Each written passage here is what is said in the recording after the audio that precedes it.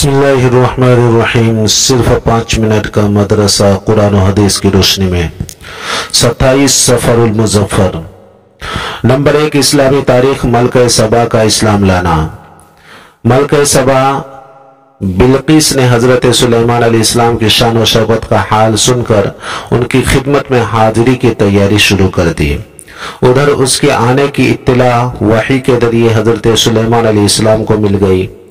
उन्होंने एक वजीर के वास्ते से पलक झपकते ही मलका का तख्ते शाही मंगा लिया और उसकी थोड़ी सी शक्ल सूरत बदल दी। जब मलका दरबार में पहुंची तो हजरत सुलेमान अलैहिस्सलाम ने पूछा, क्या तुम्हारा तख्त ऐसा ही है? मलका ने कहा, गोया ये वही है। हजरत सुलेमान अलैहिस्सलाम ने एक महल तामीर कराकर उसके सिहन में एक बड़ा हौज बनवाया और पानी से भरकर उसके ऊपर खूबसूरत शीशा का फर्श बिछाया था। देखने वालों को ऐसा महसूस होता था कि सिहन में पानी बह रहा है। जब मलका सबा सिहन में पहुंची तो पानी देखकर उसमें दाखिल होने के लिए पिंडली से कपड़ा समेटा। हजरत सुलेमान अलैहिस्सलाम ने कहा, इसकी जरूरत नहीं, क्योंकि पूरा सिहन खूबसूरत शीशा से बनाया गया है। मलका की अकल पर यह सख्त चोट थी। अब उसने हकीकत हाल को समझा कि ये जो कुछ हो रहा है वो सिर्फ हमें ये यकीन दिलाने के लिए कि हजरत सुलेमान अलैहिस्सलाम को ऐसी भी मिसाल चीजें अता करने वाली हस्ती एक है जो पूरी कायनात का मालिक है। फिर अपने कुफ्र और शिर्क पर शर्मिंदा हुई और हजरत सुलेमान अलैहिस्सलाम के दस्ते मुबारक पर ईमान ले आई। नंबर 2, अल्लाह की कुदरत। डॉल्फिन मछली।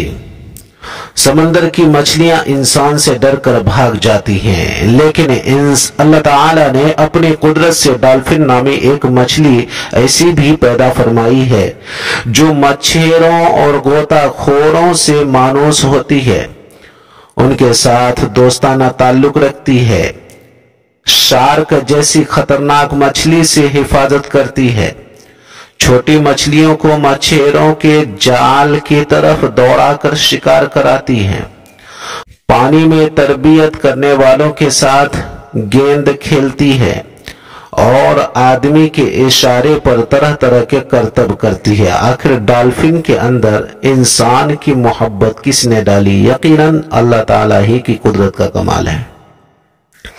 नंबर 3, एक फर्द के बारे में बेनमाजी का इस्लाम में कोई हिस्सा नहीं। रसूलुल्लाह सल्लल्लाहु अलैहि वसल्लम ने फरमाया, जो शख्स नमाज नहीं पढ़ता उसका इस्लाम में कुछ हिस्सा भी नहीं है और बगैर वजू के नमाज नहीं होती। तरगीब व तरहीब।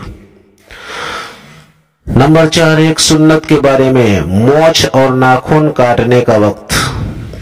हजरत अबू हुरैरा रदियल्लाहु तआला अन्हु बयान करते हैं कि रसूलुल्लाह सल्लल्लाहु अलैहि वसल्लम जुमा की नमाज से पहले लब यानी मोछ तराशते और नाखून काटते थे। तिबरानी।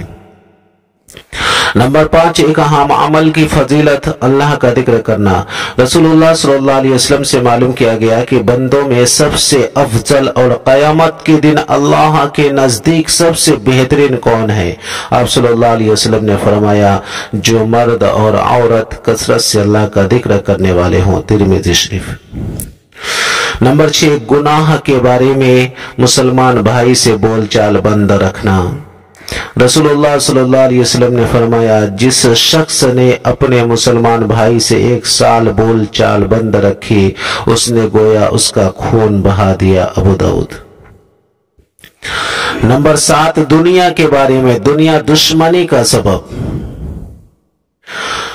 हजरत उमर रदियल्लाहु ताला अन्हु फरमाते हैं कि मैंने रसूलुल्लाह सल्लल्लाहु अलैहि वसल्लम को फरमाते हुए सुना कि जब दुनिया की दौलत किसी पर खोल दी जाती है तो अल्लाह ताला उनके बीच आपस में क़यामत तक दुश्मनी और बुग़्ज़ डाल देते हैं और मैं उससे डरता हूं। मुस्नद अहमद।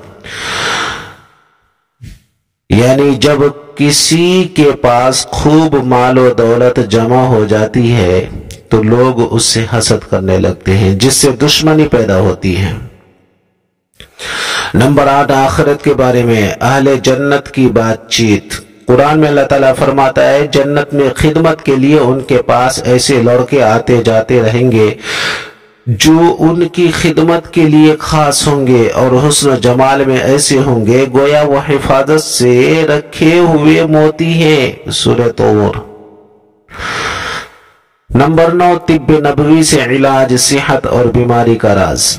رسول اللہ صلی اللہ علیہ وسلم نے فرمایا معدہ بدن کا حوض ہے اور جسم کی ساری رگیں اسی معدے سے سیراب ہوتی ہیں، لہذا جب معدہ صحیح ہوتا ہے تو رگیں پورے جسم میں صحت کو منتقل کرتی ہیں، اور جب معدہ خراب ہوتا ہے تو رگیں بیماری کو منتقل کرتی ہیں۔ طبرانی اوسط۔